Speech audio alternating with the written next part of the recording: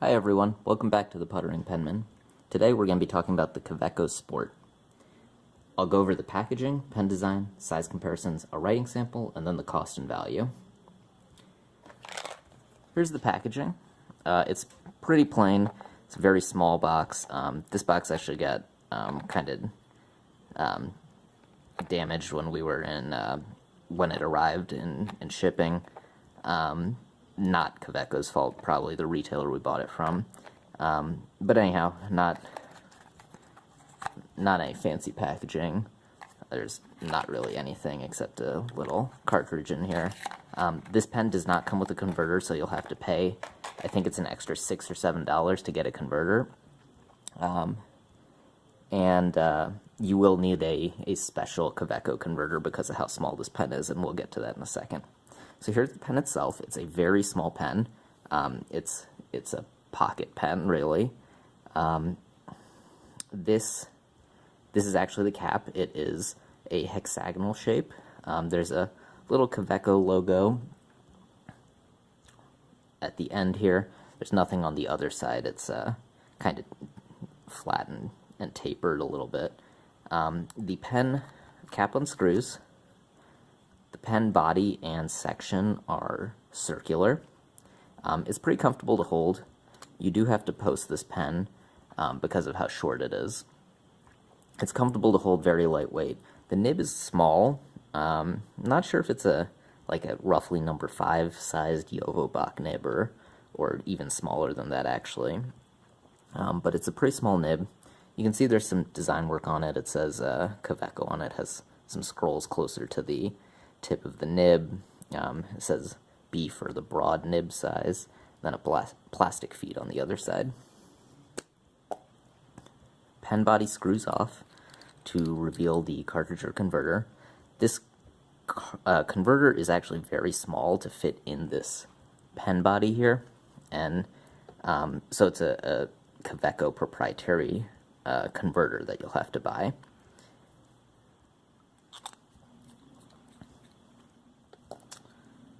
So that is the pen design. Let's talk about the size of this pen. This pen is 105 millimeters closed. It is 132 millimeters posted and 100 millimeters unposted, but you really can't use this pen unposted because of how short it is. The grip is 9.4 millimeters in diameter. The pen is 10 grams in weight. And the maximum ink capacity with a converter is 0.67 milliliters. And you can actually eyedropper this pen, and the max ink capacity there is 2.86 milliliters. So it's a good ink capacity. As I said, this is a very small pen. We'll compare it to the pens I compare everything to in all my reviews. This is a Pilot Metropolitan, Lamy Safari, TWSBI Eco. You can see it's much smaller. So now let's compare it to some other pocket pens. This is the TWSBI Mini AL. Here is the Pilot Prera. Both of these are generally considered pocket pens, and this Kaweco Sport is even smaller than those. And then one that's not considered a pocket pen but is a small pen is my Pelikan M120 Iconic Blue. That's a small pen, and you can see it's the largest of this bunch here. I have the review out for the Pelikan. I will do reviews for the TWSBI and the Pilot Prera soon. So, let's do the writing sample.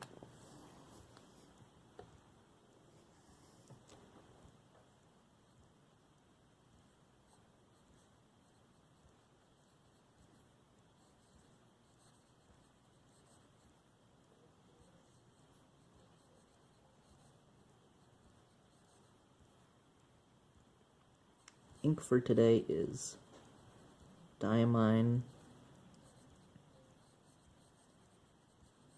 Oxblood, which is a very popular red ink. I would say it's sort of on the maroon side of red.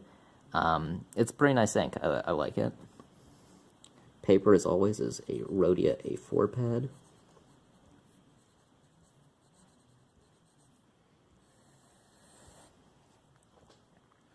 And now I have the writing sample.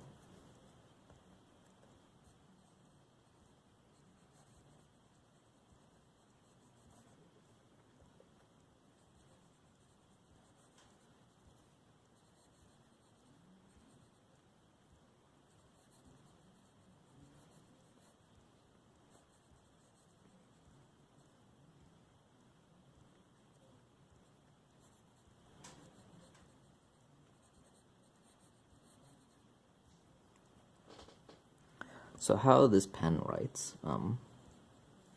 first off, let's see.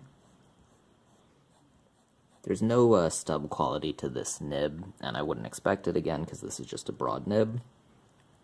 Line variation. You're really not going to get any line variation out of the steel nib, which is fine by me. Reverse writing. It's scratchy, but it reverts. It writes in reverse. And then wetness. I think this is a pretty dry pen. So, let's talk about this pen. You could see, like when I started writing Kaweco, and there are some hard starts to this pen. It does tend to dry out a little bit as you write, which is not great, but it is a fairly reliable writer. The ink flow when it is writing is pretty even, as you can see. It doesn't skip a ton, mostly just at the beginning of sentences after you haven't been writing for a little while.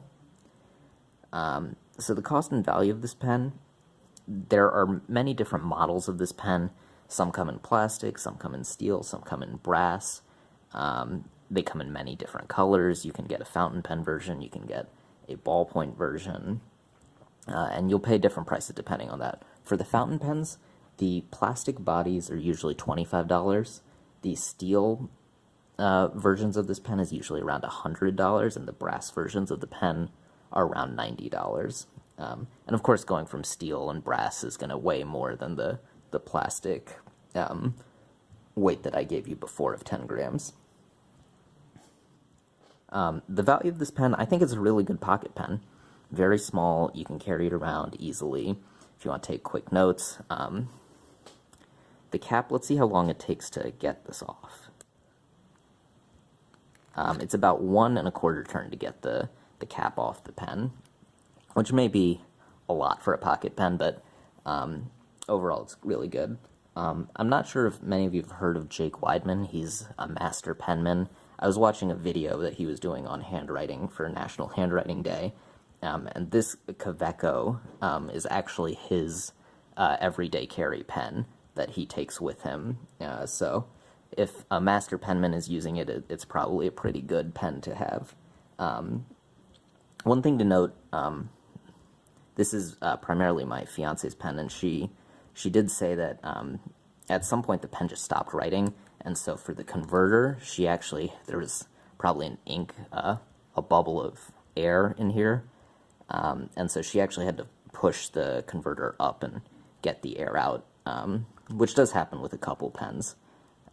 It's a little annoying, but not terrible. So overall, this pen is pretty nice. Hard starts a little bit, but the writing experience is pretty smooth and pretty enjoyable. So you get for $25, you get a pen that's very light and writes fairly reliably. So that is my review of the Kaweco Sport. If you like this video, please give it a thumbs up and subscribe, and I will see you next time. Bye.